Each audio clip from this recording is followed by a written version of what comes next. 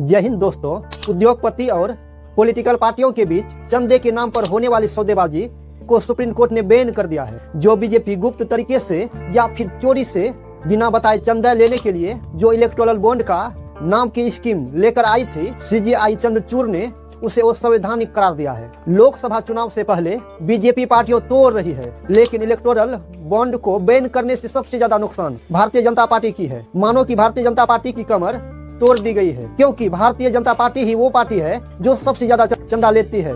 और ये चंदा किसने दिया, ये इलेक्टोरल बॉन्ड वाले कानून के पीछे छिपा लिया जाता है। लेकिन अब से इलेक्टोरल बॉन्ड असंवैधानिक हो चुका है और वो बैन हो चुका है। जस्टिस चंद्रचूड़ ने कहा कि काले धन पर काबू पाने का एकमात्र तरीका इलेक्टोरल बॉन्ड नहीं हो सकता है, इनके और भी कई विकल्प हैं। चंद्रचूड़ ने स्टेट बैंक ऑफ इंडिया को राजनीतिक पार्टियों को मिले इलेक्टोरल बॉन्ड की जानकारी देने के निर्देश भी दे दिया है। सुप्रीम कोर्ट ने कहा कि एसबीआई चुनाव आयोग को जानकारी मुहैया कराएगा और चुनाव आयोग इस जानकारी को 31 मार्च तक अपनी वेबसाइट पर प्रकाशित करेगा। सीजीआई चंद्रचूड़ की अध्यक्षता में होने वाली 5 जजों में ये फैसला सुनाया। इस बेंच में justice DY Chandrachud, justice Sanjiv Khanna, BR Gavai, JB Pardiwala और मनोज मिश्रा है। इस देश में सबसे ज्यादा कालाधन राजनीतिक दलों के पास है और चंदा लेकर महान बनने में number 1 party Bharatiya Janata party यानी बीजेपी है। मतलब सबसे बड़ी चंदा लेवक पार्टी है और सबसे देश की सबसे अमीर पार्टी भी भारतीय जनता पार्टी। तो दोस्तों, चंदे का काला खेल कैसे चलता है, ये इलेक्टोरल बॉन्ड क्या है, किन किन रास्तों से ये चंदा जुटाया जाता है, ये ब्लैक को व्हाइट कैसे किया जाता है,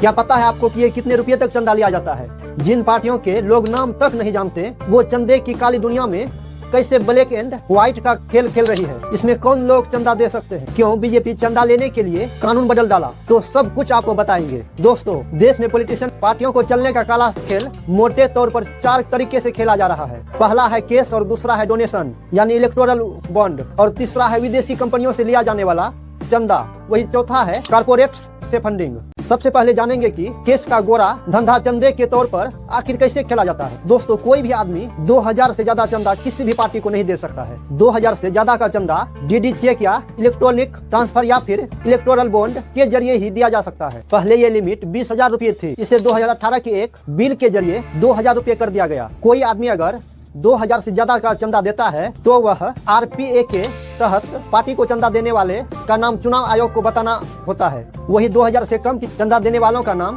बताने की कोई जरूरत नहीं है। और यहीं पर पार्टियां करती है देश के साथ सबसे बड़ी गद्दारी। जी हाँ, क्योंकि यहीं से शुरू होता है चंदे के काले खेल की दुनिया। ये है दोस्तों, अगर कोई सेठ 50 लाख का किसी पार्टी को केस देता है तो पार्टियां 50 लाख को 2-2 हजार के टुकड़े में बांट देती है। देश में चंदा अभियान चलती है और कार्यकर्ताओं के नाम पर 50 लाख के 2-2 हजार के टुकड़ों में तोड़कर अलग अलग आदमी के द्वारा दिए गए चंदे के तौर पर दिखा देती है। इससे चंदा 2000 से ज्यादा नहीं होता और चुनाव आयोग को बताना भी नहीं पड़ता और पूरा का पूरा पैसा यहीं बरगला दिया जाता है। केस के तौर पर मिलने वाली बड़ी से बड़ी रकम को भी ये पार्टियां 2-2 हजार में बांटकर पूरी तरह से पचा लेती है। मतलब यह है कि 2018 में चंदा देने की सीमा को 20,000 से घटाकर 2,000 करने से काले धन का खेल पर कोई असर नहीं पड़ा। बदलाव सिर्फ इतना हुआ कि दोस्तों, पहले पार्टियों को बड़ी से बड़ी रकम को 20-20 हजार के रुपए में बांट कर दिखाना होता था और अब उसे 2-2 हजार में बांट कर हजम की जाती है। राजनीतिक दल ये छुपाने में कामयाब है कि नगद के तौर पर मिला चंदा कहां से आया और किसने दिया। ये तो सीधी सीधी ब्लैक मनी कहलाती है। दोस्तों, अब बात आती है चंदा हजम करने के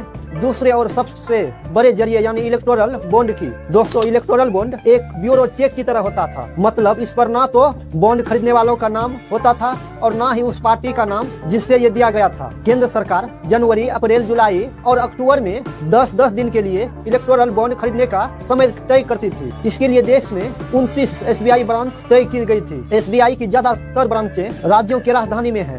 कोई भी 3 साल पहले बनी कंपनी लोगों को कोई भी एसोसिएशन भी नहीं, कोई भी व्यक्ति अकेले या फिर दूसरों के साथ मिलकर बॉन्ड खरीद सकता था। दोस्तों, ये इलेक्टोरल बॉन्ड 5 तरह के होते हैं। पहला 1000 का, 10,000 का, 1 लाख का, 10 लाख का और 1 करोड़ का भी। दोस्तों, रिप्रेजेंटेशन ऑफ पीपल्स एक्ट के तहत registered political party electoral bond ले सकती थी या फिर वो कोई भी पार्टी जो चुनाव में 1% भी वोट पाई हो वो इलेक्टोरल बॉन्ड ले सकती थी। इसमें बहुत सारी गुमनाम पार्टियां इस धंधे में काले सफेद खेलने में लगी हुई थी। दोस्तों, जैसे चेक जारी होने के 3 महीने में उसे बैंक पे लगाना होता था, वैसे ही बॉन्ड जारी होने के 15 दिनों के भीतर ही बॉन्ड को क्रॉस किया जा सकता था। अगर 15 दिन में बॉन्ड क्रॉस नहीं हुआ तो ऑटोमेटिक बॉन्ड का पैसा प्रधानमंत्री राहत कोष में चला जाता था। दोस्तों, इलेक्टोरल बॉन्ड से पार्टियां हजारों करोड़ का गोपनीय चंदा कर जाती थी और किसी को कानो कान पता भी नहीं चल पाता था कि ये चंदा आखिर किसने दिया। देश के टॉप 5 राजनीतिक दलों को इन दिनों मिलने वाले फंडिंग में 70 से 80% तक हिस्सा इलेक्टोरल बॉन्ड से आता था। वही आम आदमी अगर दूध भी खरीदता है तो उसमें टैक्स देना होता है, लेकिन पार्टियों के पास इतना पैसा, इतना चंदा कहां से आ रहा था ये बताना उनके लिए कोई जरूरत ही नहीं। यह था इस देश का 2 नियम 2 मुंह वाले कानून। दोस्तों, ये नियम उन अकाउंटेंट मनी यानी काले धन को बढ़ावा देता था। इसका इस्तेमाल राजनीतिक दलों के जरिए अपने पक्ष में नीतियां बनाने में किया जा सकता था। चंदा देने वाली कंपनियां या फिर आदमी का नाम पता होने के कारण जब सरकार किसी कंपनी का कर्जा माफ कर देती है, किसी कंपनी को ठेका यानी टेंडर दे देती है, तो किसी कंपनियों के हाथों में